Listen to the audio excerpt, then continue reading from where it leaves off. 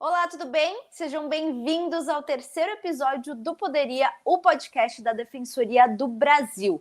Vamos continuar a conversar com a advogada Simone Rocha, coordenadora da pós-graduação em Direito do Consumidor e Família da Defensoria do Brasil.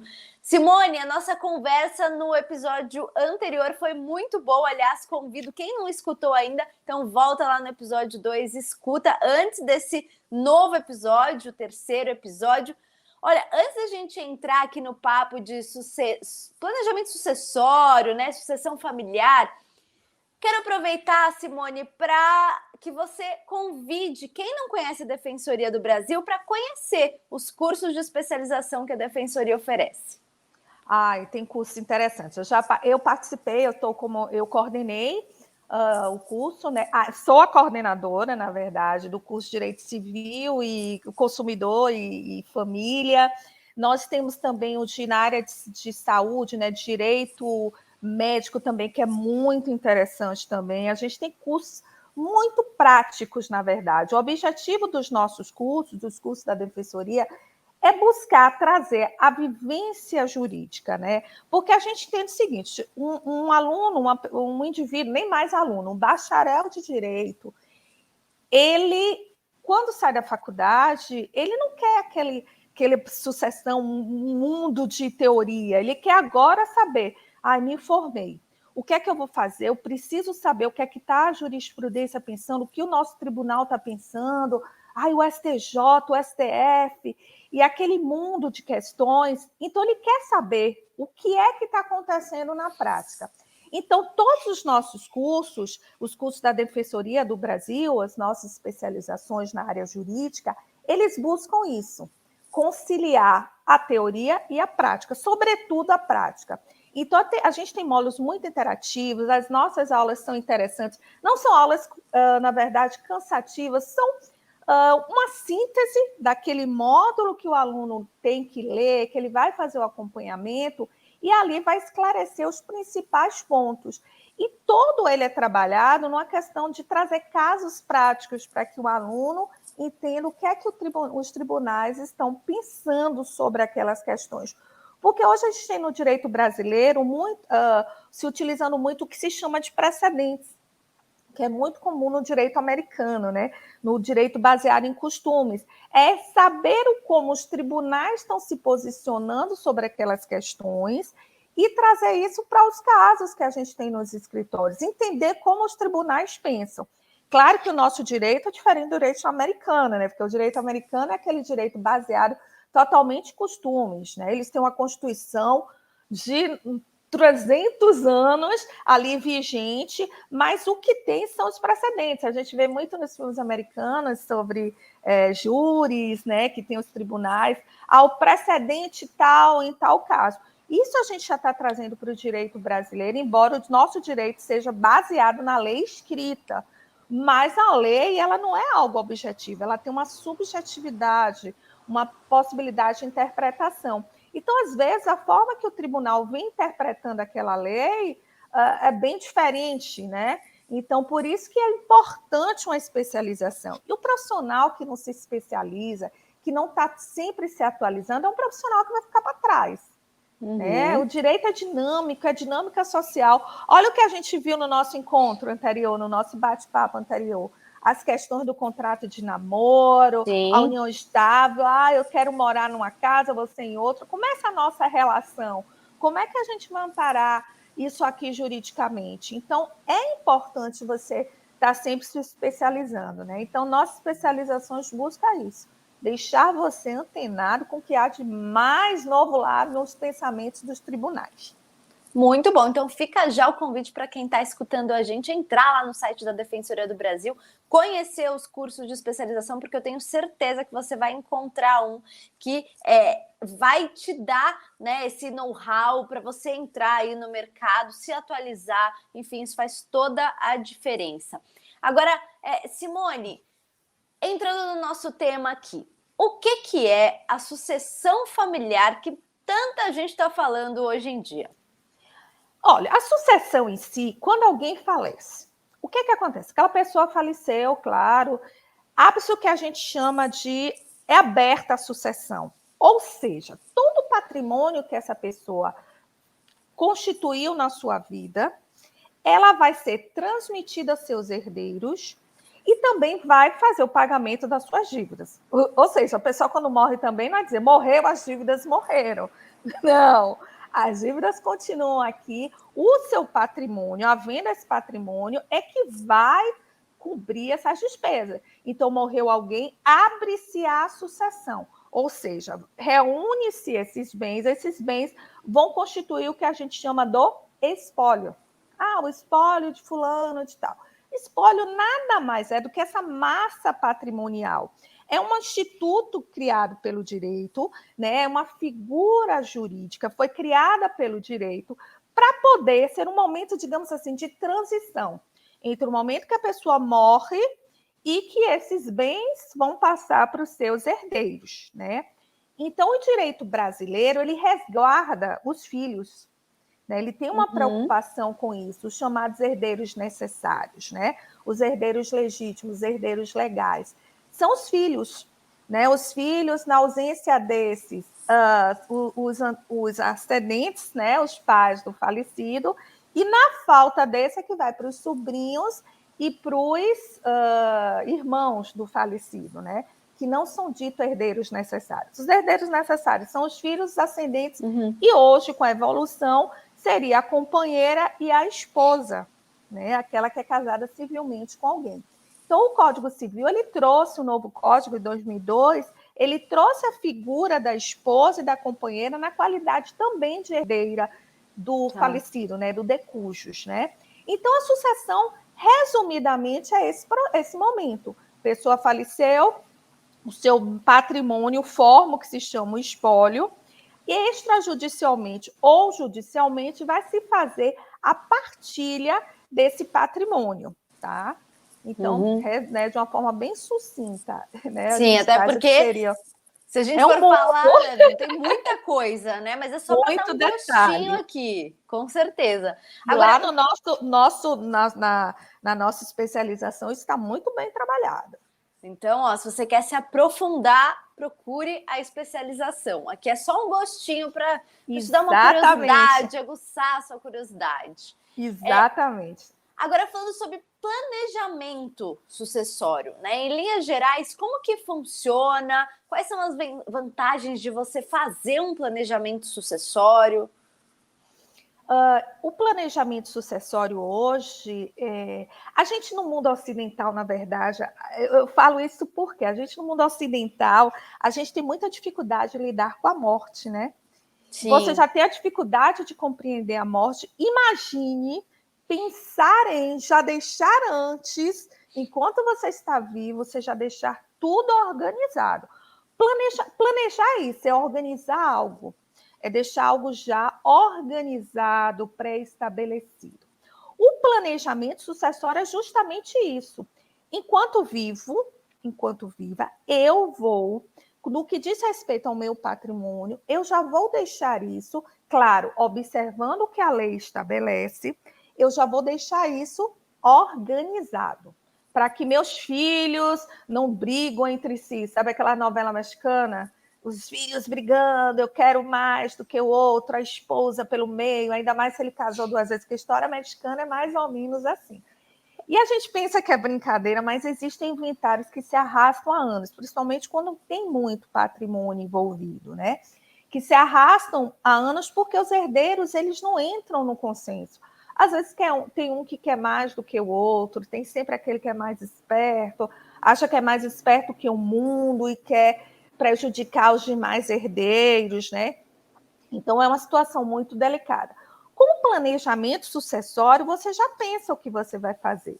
Eu digo assim, o planejamento sucessório começa até no momento que você casa, né? Porque quando você escolhe o tipo de regime de casamento, né, o que você faz um pacto, até na união estável, se você quiser, não optar, né, pelo parcial de bens, você pode até fazer uma constituição de como vai ser aquele patrimônio do casal, como você vai estabelecer esse patrimônio. Como a companheira ou a esposa hoje são herdeiras, então por isso que eu digo, desde o momento que você constitui o seu casamento ou sua união estável, você já pode estar fazendo o planejamento sucessório.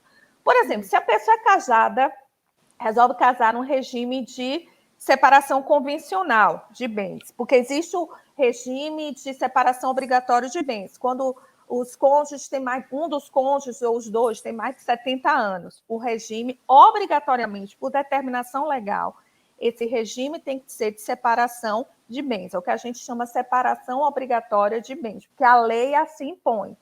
Se, por exemplo, o menor tem 16 anos e obtém autorização judicial, autorização não dos pais, mas autorização judicial para casar. O regime é obrigatório, o regime será o regime de separação obrigatório de bens, certo? Então, estabelecido isso, a pessoa vai dizer, olha, eu vou organizar de tal forma, eu quero deixar, sabendo que 50% do patrimônio, por lei, obrigatoriamente fica com os herdeiros necessários. Filhos, esposa, que na falta dos filhos e esposa, concorrem na mesma proporção. Não tendo nem filho nem esposa, quem herda são os ascendentes, os pais do falecido, certo? Então, vamos supor a situação, olha, eu tenho filhos e tenho esposa, e casei no regime de comunhão, no regime parcial de bens. Tá bom.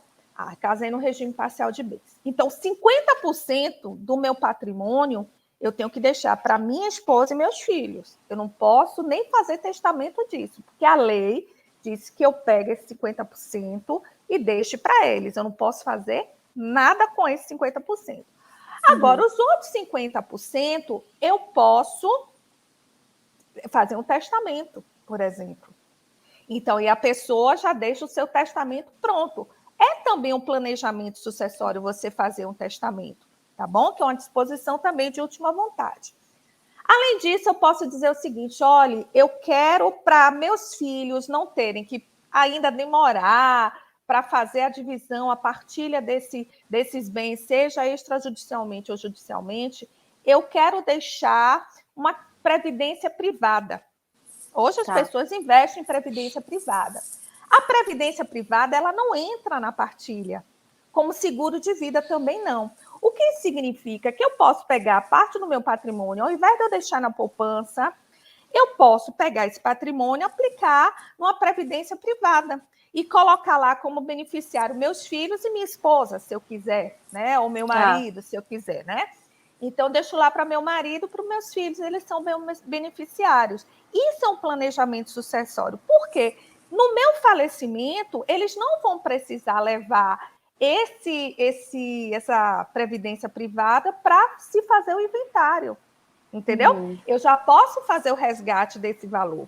A mesma coisa é o seguro de vida, entendeu, Isabela? Então, tudo isso que eu estou te falando é o planejamento sucessório. Eu posso ter patrimônios imóveis, posso ter previdência privada, seguro de vida, organizar tudo de uma forma que, quando houver o meu falecimento, vai estar tudo muito bem garantido aos meus herdeiros. Então, isso que é planejar sucessoriamente. Como o próprio nome diz, é um planejamento de fato, né? Que em vida você já organiza ali quando você morrer. Isso até evita um monte de conflito, né, doutora? Muitos. Você pode deixar tudo muito bem definido. Eu acho hoje que a ideia até dos títulos da Previdência Privada, diante do que ela está rendendo, hoje você sabe que a aplicação não está se rendendo muito, mas você deixar ali na Previdência Privada, né, numa eventualidade, você já sabe, deixa lá os beneficiários, e um seguro de vida também estabelece. Por quê? No momento que é o falecimento, a pessoa vai lá, dá entrada no banco, claro que o banco vai pedir uma série de documentos, mas esse valor vai ser liberado, e isso não vai precisar ir para um inventário, entendeu? Então, enquanto está ali dividindo os bens, o patrimônio, caso tenha, o dinheiro já está liberado. Ou se eu quiser deixar tudo, fazer um seguro de vida muito bom, deixar uma previdência privada muito boa, eu nem quero imóvel, vou deixar tudo ali, já fiz o meu planejamento sucessório.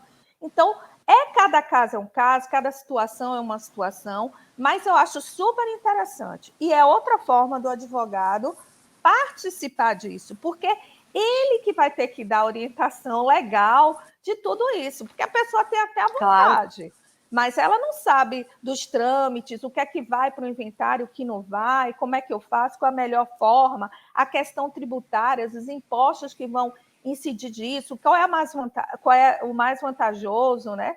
Então, eu digo, começa lá na escolha do regime do casamento, segue-se na união, na relação, e durante isso você vai planejando.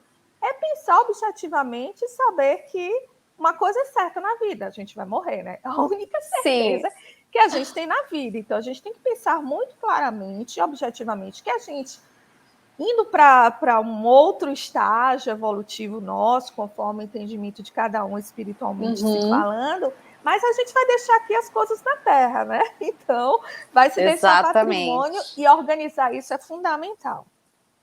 Agora, a sucessão familiar, ela é indicada para qualquer tipo de família? Sim, qualquer tipo, qualquer forma de relação. Como eu disse, seja a união estável, seja o casamento, seja o que for. Desde que você vá observando os trâmites, o que está disposto na lei, desde que você observe isso, é válido para qualquer tipo de família. Sou eu que tenho um patrimônio, que ao falecer, eu observando o que a lei diz, eu quero dispor do meu patrimônio, como eu acho, é meu. Vamos dizer assim, eu brinco assim, é meu. Eu quero deixar o meu patrimônio para as pessoas que eu gosto, né? Voltando ao caso de Gugu, lembra que a gente viu no nosso bate-papo anterior? O caso de Gugu foi isso, ele deixou à disposição. Ele respeitou os 50% dos filhos, ele deixou 75%, porque ele tem filhos, né? Então, ele tinha que deixar 50% desse patrimônio para os filhos. Ele deixou mais que isso, ele deixou 75%. E a outra parte que ele podia dispor por testamento, ele deixou para os irmãos e para a mãe. Sim. Então, ele fez um planejamento sucessório. Ele se preocupou em fazer um contrato com a mãe dos filhos dele. Pena que as pessoas criam tumulto até quando se faz planejamento sucessório, né? Você veja se não tivesse... Se não tivesse, seria mais babado ainda, viu, doutora? Muito mais. A coisa ia ser muito mais complexa. Agora, tem muita gente que acha que, não, planejamento sucessório, isso é coisa para gente muito rica. Não, sinceramente, né? Se eu tiver um carro que eu queira deixar para algum parente, eu posso fazer um planejamento sucessório, certo? Pode, faz um testamento, deixa uma disposição. Até uma declaração, se você deixar até uma declaração escrita, uma disposição de última vontade. Claro que o mais seguro é você fazer um testamento. Mas tendo algum indício de declaração de vontade, pode até dizer, olha, ele tinha vontade de deixar isso. Não deu tempo de fazer um testamento, mas ele tinha vontade de deixar isso, né? Para mim, né? Então você vai lá, vai ter que ir judicialmente. Mas havia uma disposição de vontade, né? Perfeito. Agora, quando a gente fala sobre sucessão familiar empresarial, há algum estudo ou auxílio do advogado quanto à identificação, por exemplo, dos membros da família para assumir cargos? Até onde o advogado vai nisso? Tudo, tudo, até a orientação. Eu falo até às vezes, estendendo a isso, por exemplo, tem pessoas, foi até bom você lembrar isso, não tão ligada à sucessão empresarial, mas tem muita gente, por exemplo, que tem muitos imóveis. Lembrei desse caso, só para a gente falar que eu tinha um cliente, por exemplo, ele tinha uns 40 ou mais imóveis, e ele constitui uma patrimonial, né? Você já ouviu falar aquela patrimonial de imóveis, que é uma pessoa jurídica que reúne todos aqueles imóveis. E ele resolveu fazer o planejamento. Era em nome dele e da esposa. Ele resolveu, antes de tudo, ele e a esposa já estavam idosos, eles transferiram logo tudo para o nome dos filhos. Né? E deixou lá as filhas, na verdade tinha 3 filhas, as filhas como sócias. Né? Ele fez um planejamento sucessório.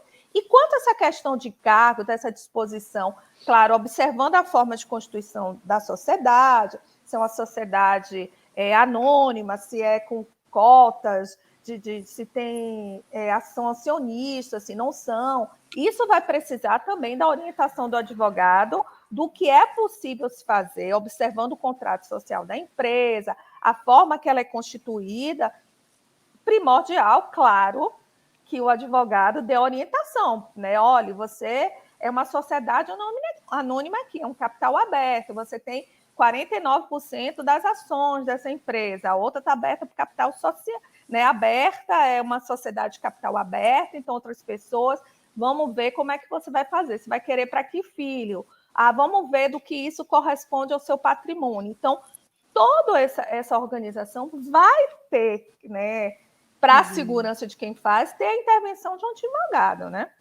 Sim, que porque possa orientar nesse sentido.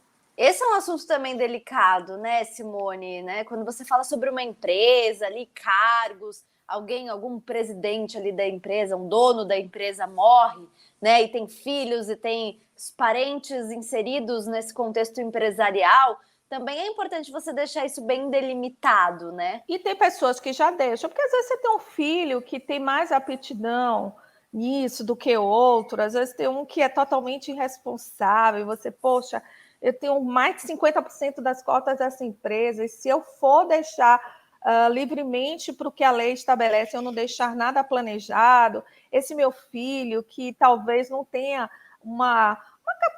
não que não é questão de inteligência, mas aptidão para a gestão empresarial, é melhor eu deixar ele com tal patrimônio lá, porque identifica mais com o que ele é, do que ele precisa.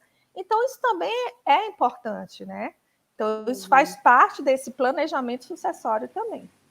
Com certeza. Agora, profissionalmente falando, para quem está escutando a gente aqui, é uma boa área de atuação para o advogado que está se formando, em busca de uma especialização? Hoje em dia, você acha que é um bom caminho para trilhar? Sim, com certeza. É o que eu acho a tendência, né? Essas questões de uma advocacia extrajudicial. É a tendência. Volto a dizer, o judiciário brasileiro ele está sobrecarregado. Não, olha, até para quem está recém-formado, que está com todo o gás, já é cansativo, exaustante, essa diligência permanente. E você está ali, o serventuário, por favor, pelo amor de Deus, anda aí com o meu processo. Ter que estar contactando com o juiz o tempo todo. Então, assim, a advocacia extrajudicial é a nova tendência. Então, penso, o legislador, quando pensou nas possibilidades, nessa legalização desses aspectos de um inventário extrajudicial, da possibilidade da união estável por meio de escritura pública, né? Até a questão, porque a gente ainda não adentramos nesse assunto, mas a questão de reconhecimento de filiação, hoje a gente chamado reconhecimento da paternidade socioafetiva, daquele que não é o pai biológico, mas pode ir no cartório e reconhecer aquele indivíduo como seu filho, em função da relação afetiva criada. Então, há uma tendência atual de se sair dessa burocratização da justiça para que se resolvam as partes e estabeleçam a sua vontade. Claro, observando sempre o que a lei está dizendo, mas tira o trâmite, o procedimento do judiciário para que a coisa possa ser mais célere. Então, o advogado tem que ver que não é que hoje não tem mais caminho, não, a gente não tem mais o que fazer na área de família ou de sucessões, não, tem muita coisa, gente. Só o que a gente conversou nesses dois bate-papos que a gente teve, a gente viu um mundo de possibilidades que você pode fazer extrajudicialmente. Então, o direito de família ele está vivo, está pulsante. Hoje a gente fala de multiparentalidade, uma pessoa ter 2 pais ou 2 mães, né? Sendo você ter o direito de ter esse reconhecimento, ter um pai biológico, um pai socioafetivo que te reconheça, né? Como filho. Então, a dinâmica, o direito de trabalho, ele está mais pulsante, o direito de família, ele está muito mais pulsante, né? Ele está muito mais interessante. E a dinâmica social é essa. A gente falou de poliamor, falou dessas coisas, dessas modernidades. A sociedade ela está mudando constantemente. Sim. Então, se engana quem diz que o direito de família morreu. Não morreu, não, ele está muito vivo. Com certeza, e a sociedade ela está sempre em movimento, né, Simone? Agora, como uma profissional experiente, quais são os conselhos que você dá para quem está ingressando nessa área agora? É o que a gente está falando. A sociedade está em movimento, você precisa também estar em movimento junto com ela, né? Eu digo, se especialize, estude, tenha segurança no que você está orientando. E hoje o mundo de precedentes, de teses do STJ, de temas do STJ, de entendimentos do STF, é um mundo. Era um mundo que a gente... eu te digo, quando eu comecei a estudar, a gente não tinha... Se falava em jurisprudência, mas não era esse mundo que a gente vê hoje, de súmulas vinculantes, jurisprudência, de temas do STJ, de teses jurídicas do STJ, de entendimentos pacificados. É um mundo. E se você não se atualiza, se você não estuda, se você não se dedica àquela área que você quer atuar efetivamente, você vai ser um profissional que vai ficar para trás. Então, assim, é importante, nunca pare de estudar. Para quem faz direito, não é se formar e cumprir meu dever, não. É estudar sempre, porque o direito, ele tem como objeto a dinâmica social. O indivíduo, a dinâmica social. E essa dinâmica, já diz, é uma dinâmica, não é uma coisa estática. A sociedade está mudando. Há 20 anos atrás, onde é que a gente ia imaginar a possibilidade de reconhecimento de uma relação homoafetiva? Um homem casando com um homem, e esse casamento sendo reconhecido judicialmente, uma mulher casando com uma mulher, isso ser reconhecido nunca. Há 20 anos atrás, eu acho que ninguém imaginava que isso fosse legalizado e reconhecido judicialmente, né? Então é isso, é fazer a especialização, e de preferência as especializações da Defensoria do Brasil, né? Que são Por favor. Por favor, né? E vão me ter lá como coordenadora, né? Pronta para tirar dúvidas, para ajudar nas questões do dia a dia. Olha, eu estou com a dúvida, qual é o caminho? Né? Porque são mais de 23 anos aí de experiência na advocacia que eu tenho. Essa experiência é importante na advocacia, sim, é importante porque a vida prática... porque a teoria é uma coisa, gente, a prática é muito diferente. Então, essa vivência que eu tenho hoje permite poder ajudar um colega, porque eu vivi mais coisas, né? Acompanhei essas mudanças aí e tenho essa possibilidade de ajudar um colega. Então, assim, faça a nossa especialização que você vai estar muito bem preparado. Olha, Simone, vou te falar, eu sou jornalista, não sou advogada, mas eu faria uma especialização com você, viu? Oba! Então já tem uma aluna. Já consegui uma aluna. Já consegui, porque é aberto para qualquer área. Quem quiser conhecer do assunto, faz. Então, já tem uma aluna. Isabela já vai ser minha aluna. E eu tenho certeza que com esse episódio do podcast, aliás, com os 2 episódios, você vai conseguir mais alunos, viu? Oba! Estou aqui na torcida, viu? E estou assim, à disposição. Os alunos que queiram, quem vier chegando, vai ter esse contato comigo, não é nada distante, não. É uma relação muito próxima, de tirar dúvidas mesmo, de ter esse acompanhamento. É isso que a gente tem a preocupação na Defensoria do Brasil, né? Ter esse cuidado com o aluno, né? De estar próximo a ele, de tirar dúvidas, de poder ajudar mesmo no crescimento profissional. Foi muito bom bater esse papo com você, viu, Simone? Obrigada pelo seu tempo e disposição. Eu que agradeço a oportunidade, é sempre bom. São assuntos que eu gosto muito de falar, então é sempre bom bater papo sobre esses assuntos. Tenha certeza que você vai voltar aqui no podcast da Defensoria do Brasil, tá bom? Tá bom, Isabela. Brigadão, viu?